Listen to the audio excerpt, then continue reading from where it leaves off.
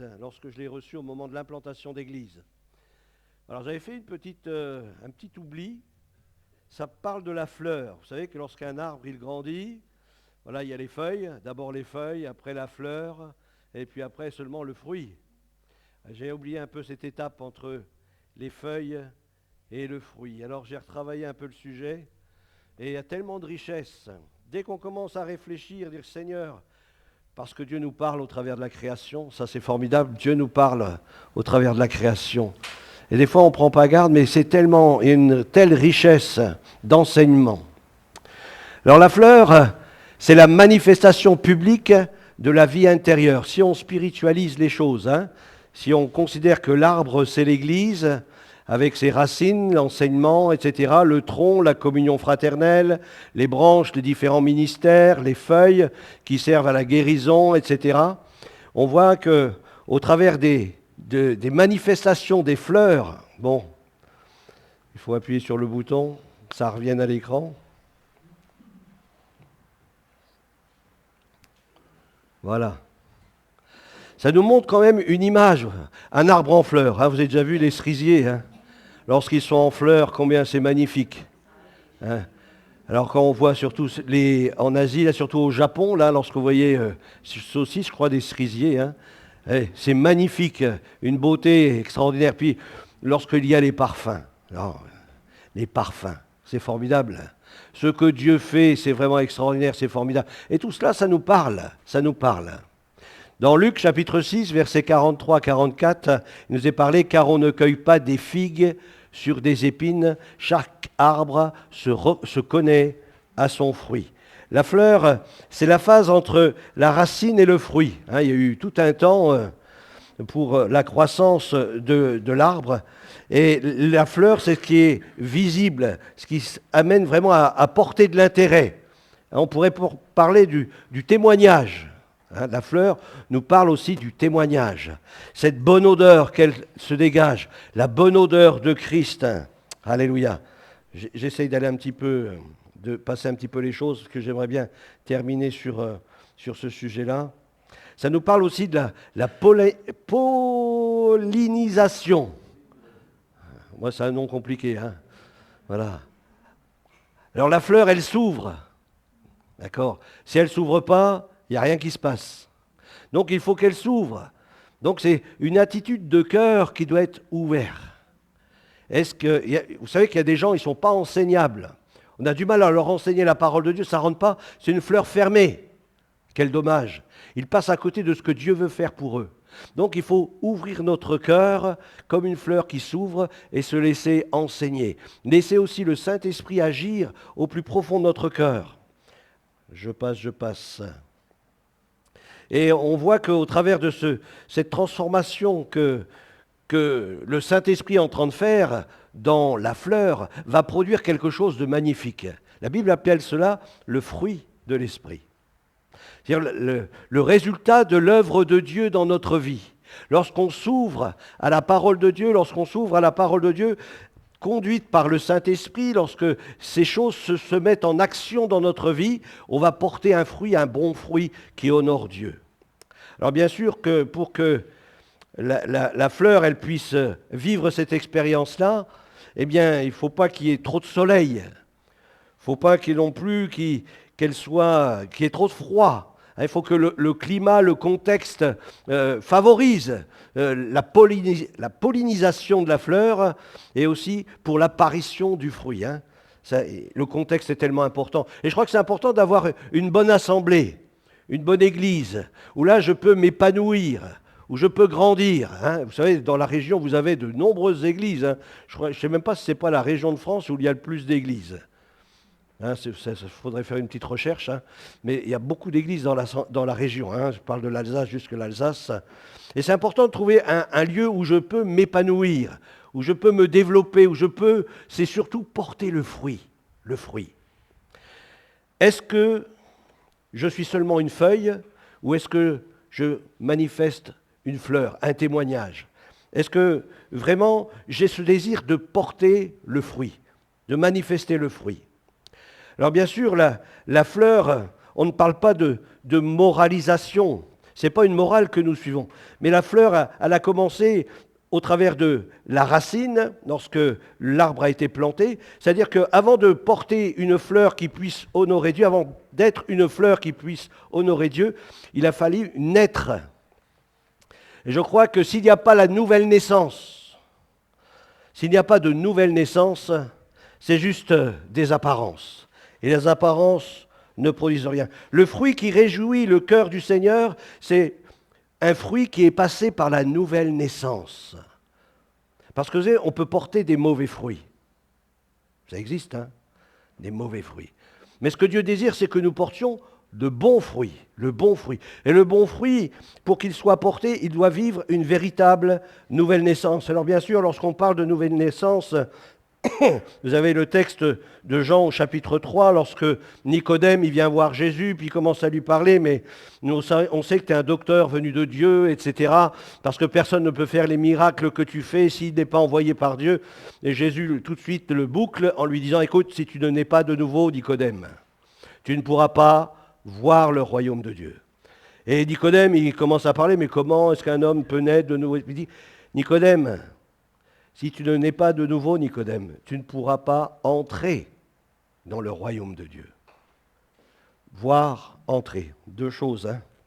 Alors je crois que le Seigneur nous appelle à vivre une véritable nouvelle naissance. Et pour cela, et comme il le dit à Nicodème, toi qui es docteur de la loi, tu ne connais pas ces choses parce que dans la parole de Dieu, à plusieurs endroits, on a vu, entre guillemets, des nouvelles naissances.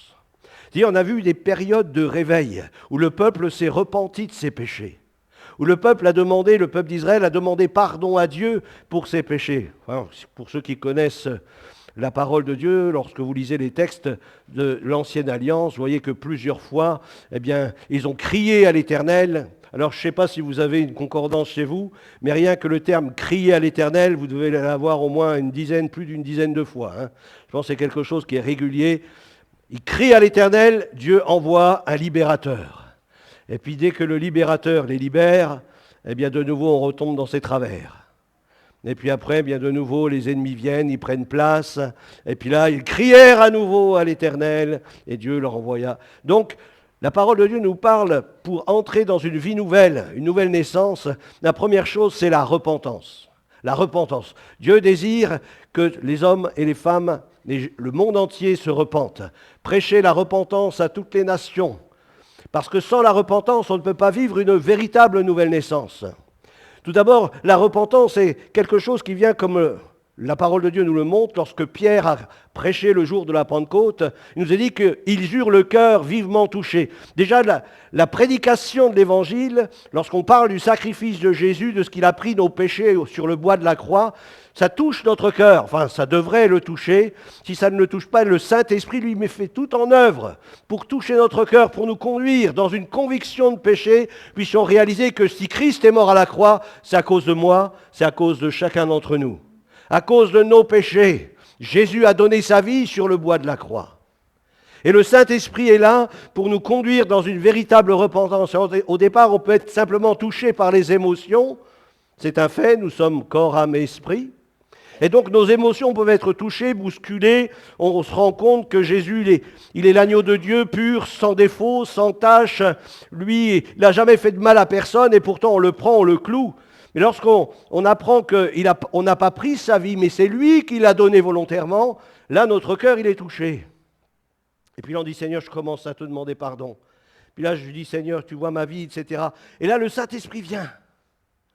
Le Saint-Esprit vient et lui, il te conduit dans une véritable repentance. Il te montre le fond de ton cœur. Il te révèle peut-être même des péchés que tu n'avais même pas imaginés. Il te montre le fond de ton cœur pour que tu puisses vraiment te repentir d'une vie de péché.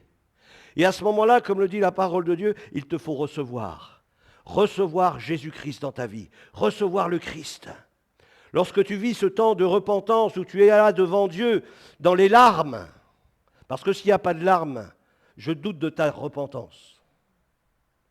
Il doit y avoir des larmes de repentance. Seigneur, je te demande pardon, parce que je suis un moins que rien. J'ai besoin de ton salut, je sais que sans toi, je suis perdu. Prendre conscience de son état de perdition. Jésus est là pour nous sauver de l'enfer éternel, de la mort éternelle.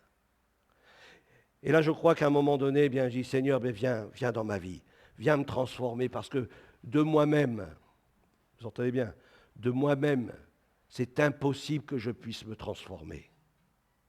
Je ne peux pas me transformer moi-même. J'ai besoin que ta puissance agisse en moi et que ce soit toi qui me transforme. Alléluia. Et là, je me livre entre ses mains. Seigneur, fais de moi ce que tu veux. Quelque chose se passe de surnaturel, extraordinaire. Et là, je commence à prendre une position claire contre le péché. Parce que maintenant, ce que je désire, c'est vivre selon Dieu, selon ses désirs, selon ses desseins. Et je veux m'engager dans les eaux du baptême comme notre frère, notre sœur désirent le faire à leur tour. Je désire m'engager. Maintenant, j'ai compris, je sais que sans toi, je suis perdu, Seigneur. La Bible nous dit qu'il nous faut croire, et parce que je crois, eh bien, et que je me fais baptiser, eh bien, je suis sauvé. Celui qui croira et qui sera baptisé sera sauvé. Ce qui veut dire, c'est qu'il nous faut avoir la foi dans le sacrifice de Jésus, mais cette foi dans le sacrifice de Jésus doit me conduire dans les eaux du baptême. Amen. Alléluia. C'est important de réaliser cela. Alors je prends position pour une vie droite, une vie qui honore Dieu. Je me convertis, c'est-à-dire je tourne le dos à mon péché pour me tourner vers une nouvelle vie en Jésus-Christ. Amen. Gloire à Dieu.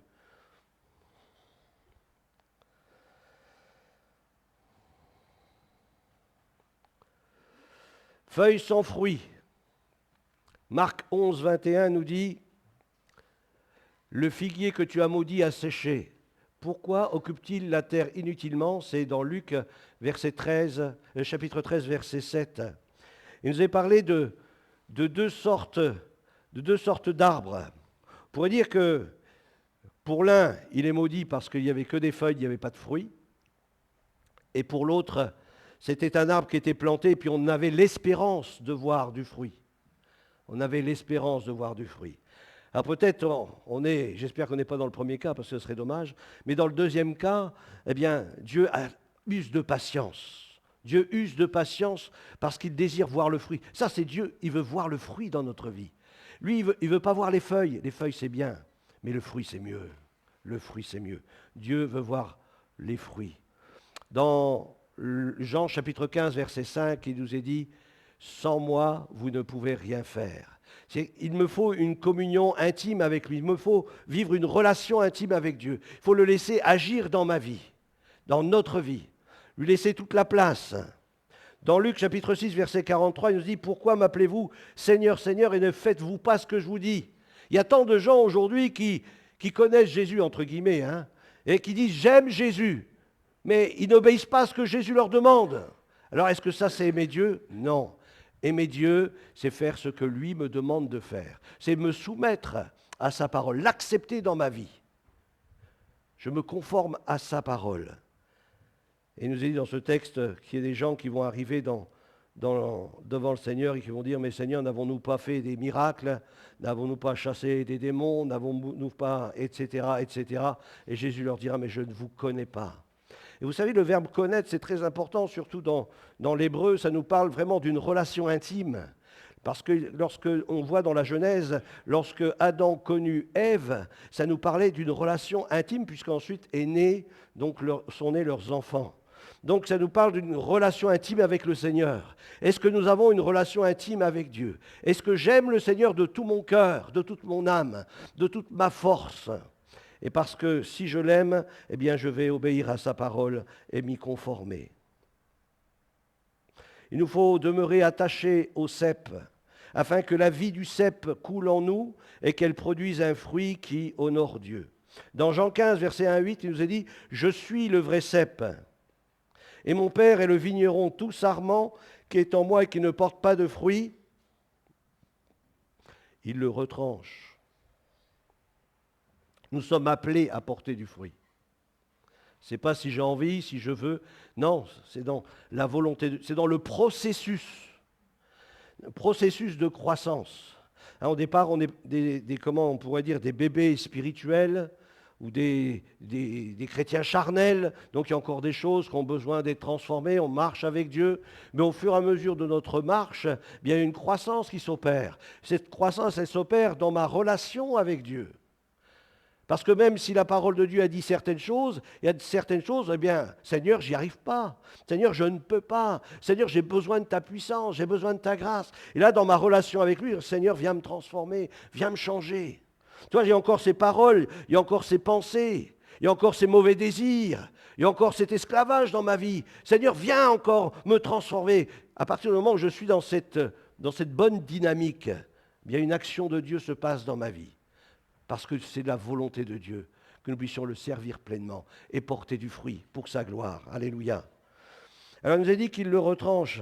Et tout sarment qui porte du fruit, il l'émonde, afin qu'il porte encore plus de fruits. Déjà, vous êtes purs à cause de la parole que je vous ai annoncée. Béni soit Dieu pour cela. Demeurez en moi. Et le terme, si on veut trouver le terme réel de demeurer en moi, c'est tabernacler. Ça veut dire habiter. Ce n'est pas dans le sens demeurer en moi, voilà, à hall de gare, non. C'est habiter, demeurer en lui. Je vis en Christ et Christ vit en moi. Je deviens même moi-même un tabernacle vivant parce qu'il vit en moi. Alléluia. Jésus, le Saint-Esprit. Moi et le Père, nous viendrons à lui, nous établirons notre demeure chez lui. En moi, j'ai le Père, le Fils et le Saint-Esprit. C'est formidable, hein? Je suis habité de la Trinité divine. Que son nom soit béni. Alléluia. Demeurez en moi et je demeurerai en vous. Ça, c'est une promesse extraordinaire. Demeurer en Christ, c'est se mettre sous son autorité, sous sa domination. Mais ce n'est pas une domination rigide, mais c'est une domination pleine d'amour. Parce que son désir, c'est de nous faire grandir en lui, que nous portions encore plus de fruits, que d'abord nous puissions manifester ce parfum de Christ, cette bonne odeur de Jésus, à cause d'une vie transformée. Comme le sarment ne peut de lui-même porter du fruit s'il ne demeure attaché au cep, ainsi vous ne pouvez non plus si vous ne demeurez en moi. Je suis le cep. Ce n'est pas moi le cep. Nous ne sommes pas le cep. Jésus est le cep. Et c'est à lui qu'il faut être attaché de tout son cœur. Et c'est de lui que nous voulons recevoir la vie. Ainsi vous ne le pouvez non plus si vous ne demeurez en moi. Je suis le cep, vous êtes les sarments. Celui qui demeure en moi et en qui je demeure porte beaucoup de fruits. Celui qui demeure en moi et en qui je demeure, il porte beaucoup de fruits. Alléluia. Car sans moi, vous ne pouvez rien faire. Si quelqu'un ne demeure pas en moi, il est jeté dehors. Comme le sarment et il sèche. C'est-à-dire, il ne meurt pas de suite. Il y a un temps et à bout d'un moment, il meurt, il sèche. Puis on ramasse les sarments et on les jette au feu et ils brûlent. Si vous demeurez en moi et que mes paroles, écoutez bien, si vous demeurez en moi et que mes paroles demeurent en vous, mes paroles. Demandez ce que vous voudrez, cela vous sera accordé. Si vous portez beaucoup de fruits, c'est ainsi que mon Père sera glorifié et que vous serez mes disciples. Amen. Et je veux être un disciple de Jésus-Christ. Je suis un disciple de Jésus-Christ. Dans Luc chapitre 3, verset 8, il nous est dit, produisez donc du fruit, des fruits dignes de la repentance. Dieu veut voir des fruits dans notre vie, des fruits dignes de la repentance. Est-ce que vraiment tu as vécu une véritable repentance? Eh bien, il doit y avoir des fruits dignes de cette repentance-là, qui honorent le Seigneur. Et ne vous mettez pas à dire en vous-même, nous avons Abraham pour père, je suis enfant de chrétien, ou voilà, je suis chrétien de père en fils. Vous savez une chose, j'ai appris quelque chose, c'est que Dieu n'a pas de petits-fils. Il n'y a que des fils et des filles. Alors si tu veux être un fils de Dieu, ne t'appuie pas sur la foi de tes parents, c'est à toi-même de faire une relation, une expérience vivante avec Dieu. Alléluia. Nous avons Abraham pour père, car je vous déclare que de ces pierres, Dieu peut susciter des enfants à Abraham. Un cœur dur, un cœur dur. Il nous faut avoir un cœur malléable entre les mains de Jésus, qui puisse nous transformer, enseignable. Comme j'ai parlé de la fleur qui s'ouvre pour porter le fruit, il nous faut ouvrir notre cœur et le laisser agir dans notre vie. Romains 7, versets 4 à 5 nous dit, de même, mes frères, vous aussi, vous avez été, par le corps de Christ, mis à mort en ce qui concerne la loi, pour que vous apparteniez à un autre, à celui qui est ressuscité des morts, que vous apparteniez à un autre. Afin que nous portions des fruits pour Dieu. Afin que nous portions des fruits pour Dieu. Dieu veut voir des fruits dans notre vie. Alléluia. Car lorsque nous étions dans la chair, les passions des péchés provoqués par la loi agissaient dans nos membres de sorte que nous portions des fruits pour la mort. Mais aujourd'hui, nous voulons porter des fruits pour la vie. Il y a deux arbres, je les ai notés là. Le premier arbre, c'est l'arbre de la mort. Galates 5, versets 19 à 21. On en voit les fruits. Vous connaissez ce texte. Quels fruits portiez-vous alors? Des fruits dont vous rougissez aujourd'hui, car la fin de ces choses, c'est la mort. Mais maintenant, étant affranchis du péché et devenus esclaves de Dieu, vous avez pour fruit la sainteté. Vous avez pour fruit la sainteté. Amen. Nous sommes des saints et des saintes femmes de Dieu. Nous sommes des saints en Jésus-Christ. Alléluia. Vous avez pour fruit la sainteté et pour fin la vie éternelle, car le salaire du péché, c'est la mort, mais le don gratuit de Dieu, c'est la vie éternelle. Dans Galates 5, versets 16 à 25, il nous est dit, « Je dis donc, marchez selon l'esprit, et vous n'accomplirez pas les désirs de la chair. » Marchez, on a lu au début, ce psaume 84 plusieurs fois, marcher, marche, etc. Vous vous rappelez, tout à l'heure, on a parlé de la marche. Et on a besoin de marcher avec Dieu. Il ne faut pas faire du surplace, il faut marcher, il faut progresser en lui, il faut développer ce caractère de Christ dans notre vie. Marchez selon l'esprit, vous n'accomplirez pas les désirs de la chair. Donc si tu ne veux pas te laisser conduire par la chair, c'est tout simple. Il te suffit de marcher selon l'esprit. Si vraiment tu as l'esprit de Dieu, maintenant si tu ne l'as pas, c'est sûr, c'est plus compliqué. Tu vas produire une religiosité ou une morale. Mais ce n'est pas ça que Dieu veut. Dieu veut qu'avec la vie que tu as en toi, que tu puisses choisir toi-même. Parce que c'est un choix. Tu peux marcher selon la chair si tu le veux. Mais tu peux marcher selon l'esprit. Donc c'est notre choix. Et le désir de Dieu, c'est que nous marchions selon l'esprit parce que tu as été racheté à un grand prix. Parce qu'il y a en toi la vie de Dieu qui agit en toi, la vie du Saint-Esprit. Donc tu as la possibilité de marcher selon les directives du Saint-Esprit, selon la conduite du Saint-Esprit. Ce n'est pas un miracle de marcher selon l'esprit. C'est simplement notre nature si nous sommes enfants de Dieu.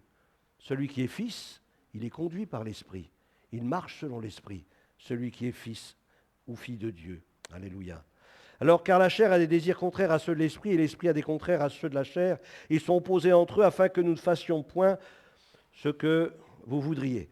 Si vous êtes conduits par l'esprit, vous n'êtes point sous la loi. Car les œuvres de la chair sont manifestes, ce sont l'impudicité. Alors, c'est quoi l'impudicité? L'impudicité. Ça vous dit quelque chose? C'est des mots barbares, Alors ça, c'est sûr, c'est le péché, ça c'est sûr. Dans impudicité, il y a un mot qu'on connaît bien, impudique. Impudique. C'est-à-dire qu'on doit marcher avec pudeur. Même un autre texte de la Bible nous dit pudeur et modestie.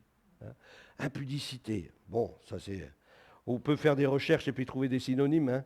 Voilà. L'impudicité, l'impureté, la dissolution, l'idolâtrie.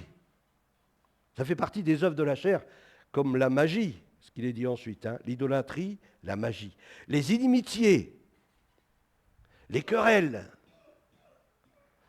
Vous savez, c'est quand Saül il a péché.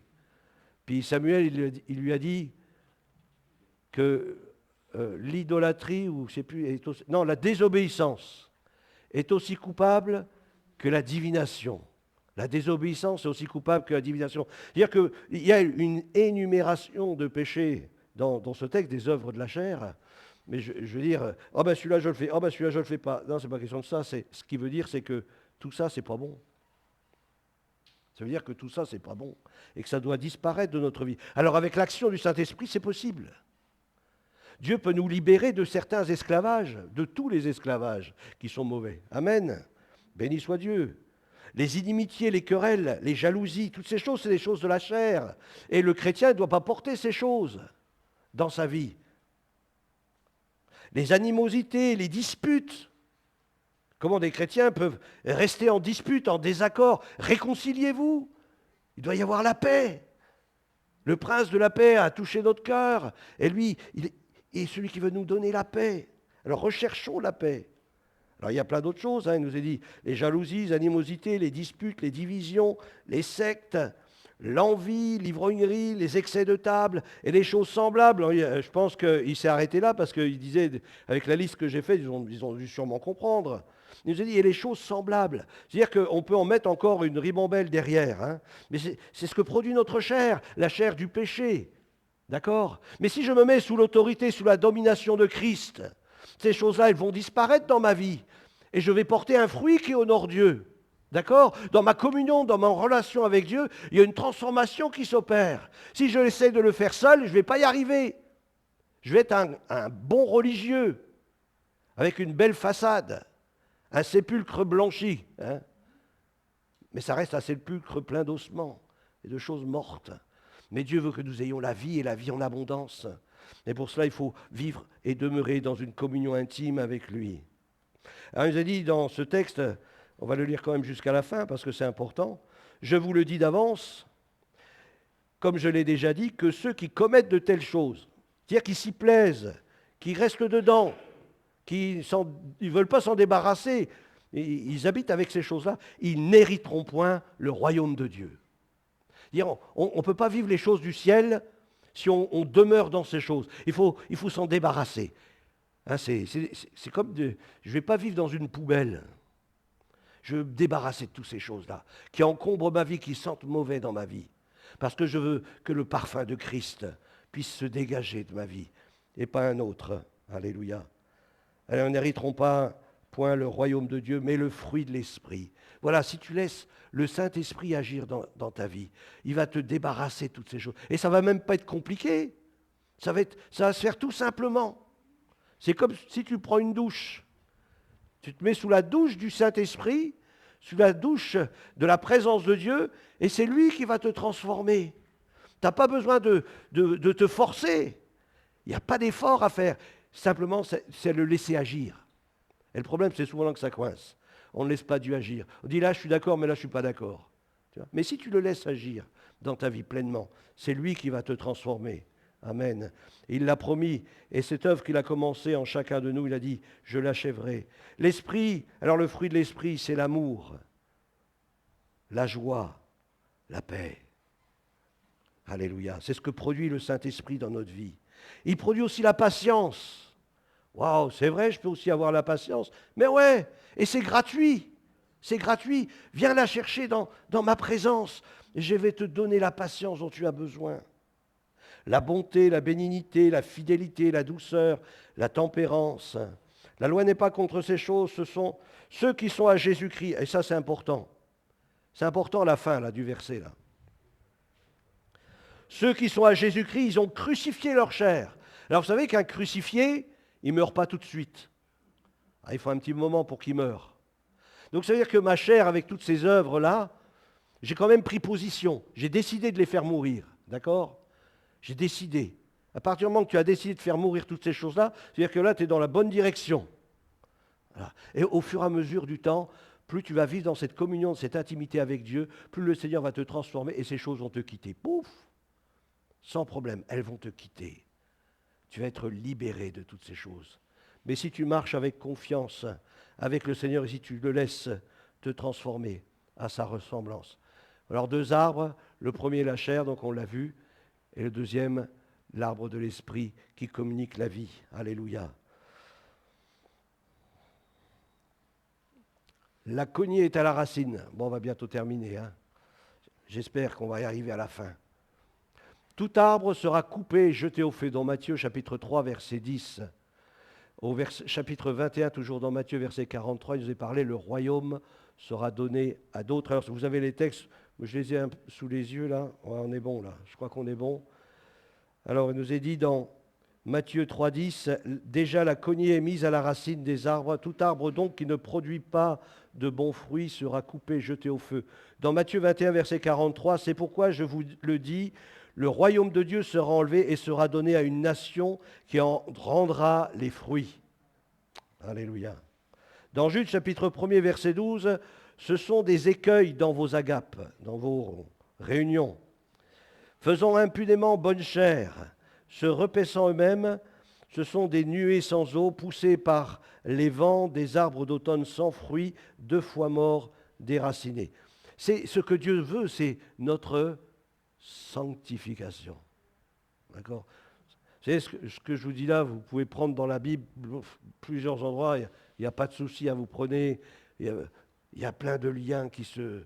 Voilà, c'est pas un truc, je vous sors un truc comme ça et puis, waouh! Non, non, non, c'est dans toute la parole de Dieu, vous pouvez retrouver tous ces enseignements.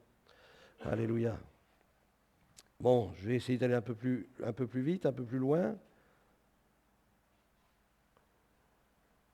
Alors le fruit, bien sûr, comme je l'ai dit, c'est une marche, c'est pas de l'activisme. L'activisme, c'est beaucoup ce qui est le côté religieux. On remarquerait quand on est religieux, on veut faire plein de choses. Mais avec Dieu, c'est une marche. C'est une marche. L'important, c'est de ne pas s'arrêter. Mais c'est d'être tout le temps en marche avec lui. Et parfois, bien, ça m'arrive de tomber, mais il nous est dit que lorsque le juste, il tombe, combien de fois il tombe? Ouais, 7 fois. Le Seigneur le relève toujours. Voilà. Donc même si je tombe, le Seigneur, il va me relever, il va me relever. Et puis je crois, et puis j'avance. Amen. J'ai une vision. C'est pour ça que j'avance. Parce que j'ai une vision. Tu sais, c'est comme Abraham, lorsque Dieu lui a dit, quitte ton pays, ta patrie, etc. Va dans le pays que je te montrerai. Il n'est pas parti en courant. Parce que s'il serait parti en courant, il serait vite essoufflé. Vaut mieux y aller tranquillement. Connaissez le lièvre et la tortue. Voilà, évitez d'être un lièvre, parce que ça s'essouffle souvent, puis en plus ça gambade à gauche, à droite, on croit qu'on a le temps, alors que Jésus revient bientôt. Alors j'ai pas trop le temps il faut que je me prépare, amen. Il faut que je me prépare, je prends le temps de marcher avec mon Dieu. Alléluia. Alors où c'est que j'en suis? Le fruit, une marche, pas d'activisme. Je crois que je suis arrivé au bout, Apocalypse 22, verset 2 nous dit « L'arbre de vie, les feuilles pour la guérison des nations. » Et Jésus 14, verset 15, « Si vous m'aimez, gardez mes commandements. » Manifestez dans sa vie les transformations qu'opère l'Esprit de Dieu en nous. Ces deux réalités témoignent d'une même vérité. Si Dieu nous a délivrés du péché et nous appelle à être saints, cette transformation doit nous pousser à obéir à sa parole et à vivre en conformité avec elle. C'est donc le premier critère quand je veux évoluer en lui, porter de bons fruits. Alléluia.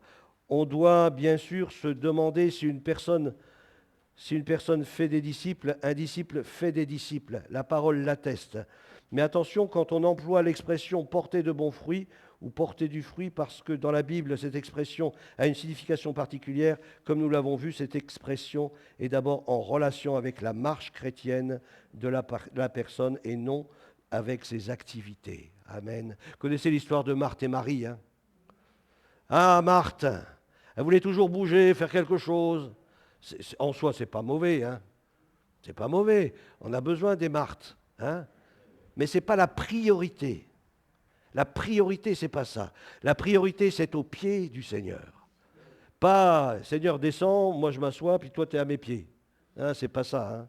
C'est je me mets, moi, au pied du Seigneur. Et puis je suis attentif à ses instructions. Alléluia.